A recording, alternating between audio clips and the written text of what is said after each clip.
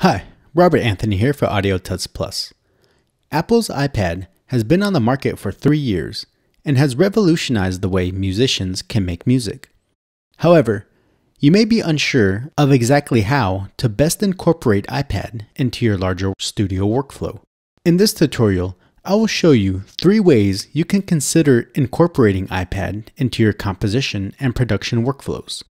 iPad is completely capable of functioning as a complete studio for musical composition. So, how can you incorporate iPad into a bigger, more traditional desktop-based studio?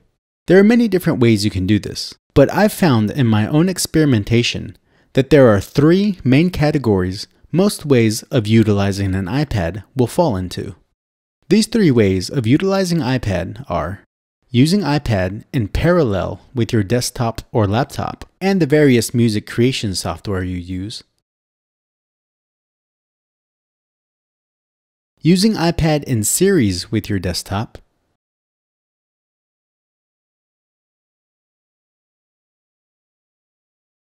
and finally, using iPad in place of one or more parts of a traditional music studio.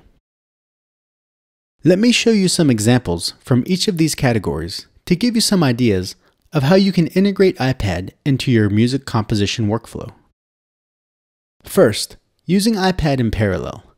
You can think of this as using your iPad in such a way that it is aiding your composition workflow, but it is still independent from everything else in your studio for the most part. This way, you can pick up your iPad and take it with you, and easily continue working on some aspect of your composition or production because it is not inseparably tied to the rest of your studio in terms of workflow.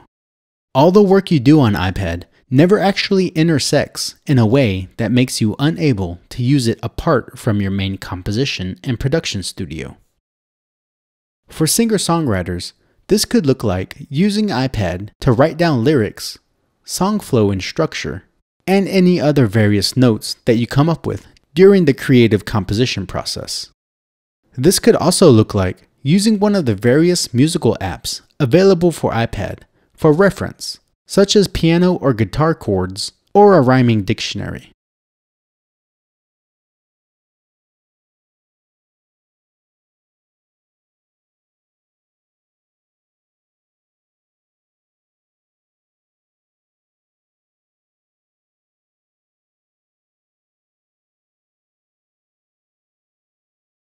You can also use the many musical apps for creative exploration.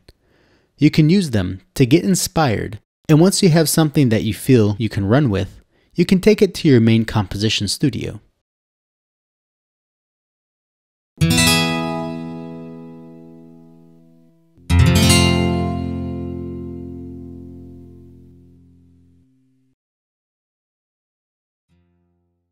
Again, the thing all these have in common is that iPad is not inseparably connected to the rest of your studio, allowing you to use it away from your studio, but still work on your compositions and productions. Next, let's look at what using iPad in series looks like.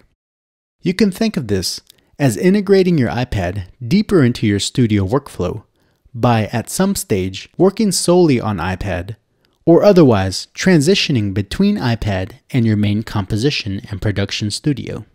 The best example of this, I feel, is how I use GarageBand for iPad in conjunction with Logic Pro 10 on my iMac.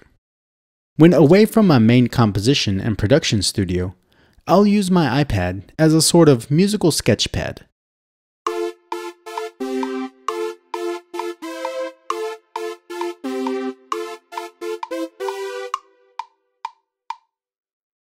I'll use GarageBand for iPad for creative exploration or to sketch out a musical idea.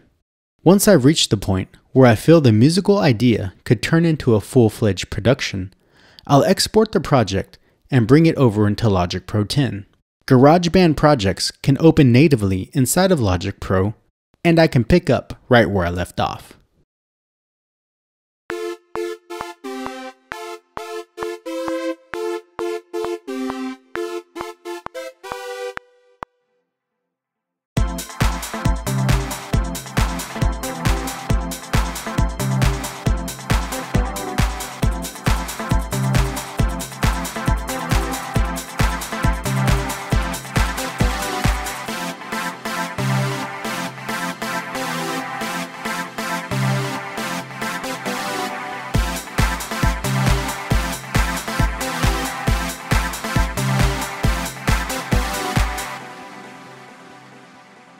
Another way to go about this is to use the various music creation apps on iPad and export the audio files for use in your main composition workstation.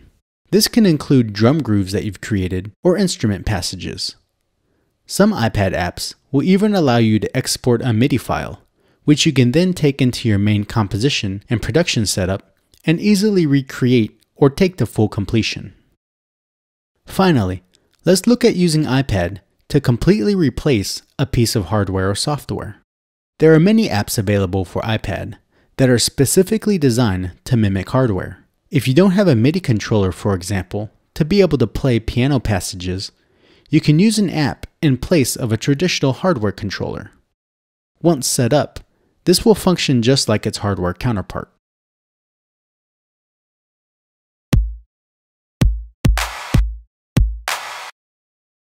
Purchasing a hardware synthesizer is a significant investment, but there are literally hundreds of synthesizer apps available for iPad, all of which will bring a fresh and unique sound to your productions.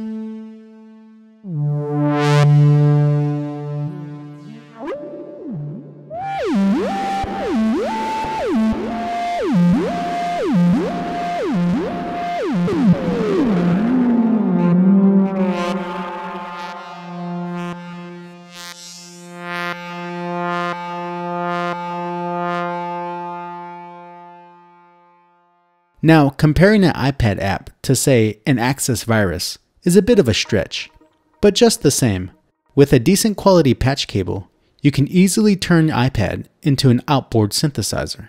And with third-party hardware units, such as IK Media's iRig MIDI, you can have a way to explore outboard sound modules without having to make the significant investment of a traditional synthesizer. In this tutorial, I've shown you numerous ways to incorporate iPad into your musical composition workflow. Keep in mind that you're not limited to using iPad in one specific way when you're doing so. You can easily mix and match any of the numerous ways I've described to get the most out of your investment in purchasing an iPad. If you're thinking about purchasing an iPad, I hope that I've helped you see what a great tool and asset it can be. This is Robert Anthony for Audiotuts Plus. Thanks for watching.